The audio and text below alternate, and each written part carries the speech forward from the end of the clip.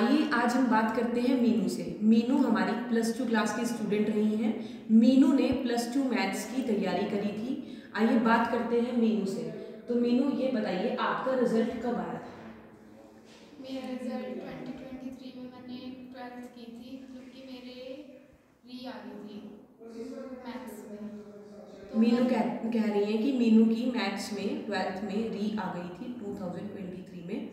तो मीनू जब आपने रिजल्ट देखा तो उस टाइम पे आपकी कंडीशन कैसी थी? उस टाइम पे बहुत बुरी कंडीशन थी, मतलब कि ऐसा सोचा नहीं था जैसा हो गया था मेरे साथ। ऐसा कभी नहीं हुआ था लाइफ में, मतलब कि पोजीशन आना और उसके बाद री आना बहुत बुरा फील होता है। फिर घर वालों ने मोटिवेट किया मेरे को, तो मैंने ट्यूशन रखी। मैं अपनी नानी के घर पे आई, मैं तो उन्होंने दीदी के पास भेजा मेरे को। तो दीदी के पास मैंने सेकंड, मतलब फर्स्ट और सेकंड अटैम्प्ट था उसमें मेरी क्लियर नहीं हुई थी। मतलब थर्ड अटैम्प्ट में मैं दीदी के पास आई और मेरा क्लियर हो गया। मतलब कहने की बात ये कि आपने फर्स्ट अटेम्प्ट दिया, सेकंड दिया, लेकिन थर्ड में आपकी री क्लियर हुई। मेरे पास जब मीनू आई थी ना तब ऐसा हुआ था कि मीनू ये कह रही थी कि मैं पास भी हो पाऊंगी या नहीं हो पाऊंगी। तो मैंने श्योरिटी दी कि नहीं, पास हो जाएगी, पास हो जाएगी, कि अब की बार मीनू की री पक्का क्लियर हो जाएगी। और हो गई, ऐसा ही हुआ कि मीनू की री क्लियर हो गई। तो मीनू आपने प्रैक्टिस कैसे करी मैथ्स की? मैंने, मतलब कि जो मैंने बुक्स थी दोनों, वो तो मैंने पहले ही कर दी थी।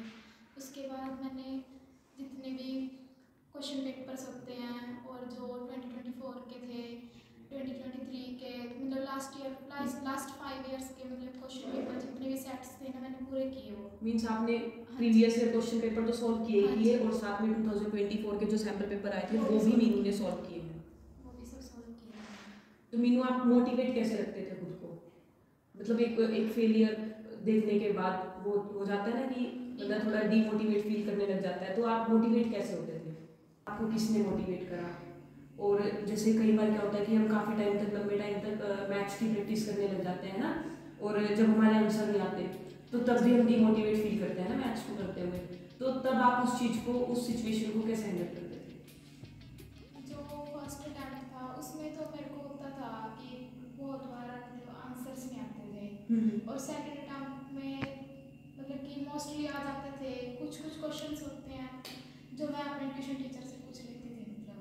ठीक है। और थर्ड अटैम्प्ट में ये था कि सारे क्वेश्चंस निकल आते थे, पर जो कुछ होता था ना वो मतलब कि थोड़े बहुत ही होते थे। वो आपकी प्रैक्टिस थी, क्योंकि हाँ जब जी। मेरे पास मीनू आई थी तो मीनू को मुझे इतना नहीं बताना पड़ता था। तो इसका सारा का सारा श्रेय मीनू को ही जाता है कि मीनू ने घर पर बहुत ज़्यादा प्रैक्टिस करी है। मीनू ने सिर्फ मेरे पास यहाँ पर 25 से 26 दिन ही पढ़ाई करी है मुश्किल से, और सिर्फ ये प्रैक्टिस करती थी। इतनी प्रैक्टिस करती थी कि इतनी कोई प्रैक्टिस नहीं करता था यहाँ पे। मीन्स मैथ की आप जितनी ज़्यादा प्रैक्टिस करोगे वो इतना ज़्यादा आप उसको ग्रैब कर पाओगे, सीख पाओगे। और बताइए मीनू, तो आप अपनी इस सक्सेस का श्रेय किसे देना चाहती हैं? इस सक्सेस का श्रेय मैं देना चाहूँगी पहले तो ट्यूशन टीचर को, और फिर अपने पेरेंट्स को, और अपने मामू को। बच्चों की मतलब री आ रखी है, या फिर इन फ्यूचर अगर कोई फेल हो जाता है किसी एग्जाम में, तो आप उनको कैसे मोटिवेट करना चाहोगे कि उन्हें घबराना नहीं चाहिए, हार नहीं माननी चाहिए? आप क्या कहना चाहोगे इसके रिगार्डिंग? हाँ, पहले तो ना जिसमें रही आ गया, ऐसे मोस्टली बच्चे छोड़ भी देते हैं वो सब्जेक्ट। वो छोड़ना नहीं चाहिए, मतलब कि जितना प्रैक्टिस हो ना उतना ही करना चाहिए। और सपोर्ट पेरेंट्स करते हैं, देखो उनसे थोड़ा मतलब पेरेंट्स की ओर भी देखना चाहिए। जैसे पेरेंट्स, अब हम टेंशन लेंगे तो हमारे पेरेंट्स भी लेंगे, तो उनके लिए, हम अपने लिए नहीं, उनके लिए पढ़ना चाहिए। हमें बहुत ज़्यादा मेहनत करनी चाहिए, और जितना मोस्टली ना मतलब ज़्यादा से ज़्यादा वो करो अपने 5 ईयर्स के क्वेश्चन पेपर्स, उन्हीं में से आता है ज़्यादातर। मतलब ज़्यादा पेपर जो आता है वो पास्ट ईयर क्वेश्चन पेपर से आता है, तो आप उनकी ज़्यादा से ज़्यादा प्रैक्टिस कीजिए। आने वाले स्टूडेंट्स के लिए मेरी यही राय है। और मीनू एक चीज़ रह गई है, आप अपने फैमिली बैकग्राउंड के बारे में जरूर बताइएगा। आप कहाँ से हो? मैं सद्दपुर से हूँ। मैं यहाँ पे अपने नानी के घर पे रहती हूँ, केसरी में। पापा का नाम क्या है? मेरे पापा का नाम है रविंद्र कुमार, मम्मा का नाम है प्रवीण कुमारी, और हम 3 बहनें हैं। मेरी बड़ी सिस्टर का नेम है महक, और बीच वाली मैं ही हूँ, और छोटी सिस्टर का नेम है वैष्णवी। ऐसे ही हमारे साथ बने रहिए और हमेशा लगे रहिए और मेहनत करते रहिए। सक्सेस एक बार में नहीं मिलती, सक्सेस एक दिन ज़रूर मिलती है, ऐसा मीनू ने आपको बता ही दिया है। बस लगे रहिए, मेहनत करते रहिए और मेहनत से कभी भी जी मत चुराइए। Thank you. और अगर आपको हमारी ये वीडियो पसंद आई हो तो प्लीज़ इसे ज़्यादा से ज़्यादा लाइक कीजिए, शेयर कीजिए और हमारे चैनल को सब्सक्राइब करना मत भूलिएगा। Thank you.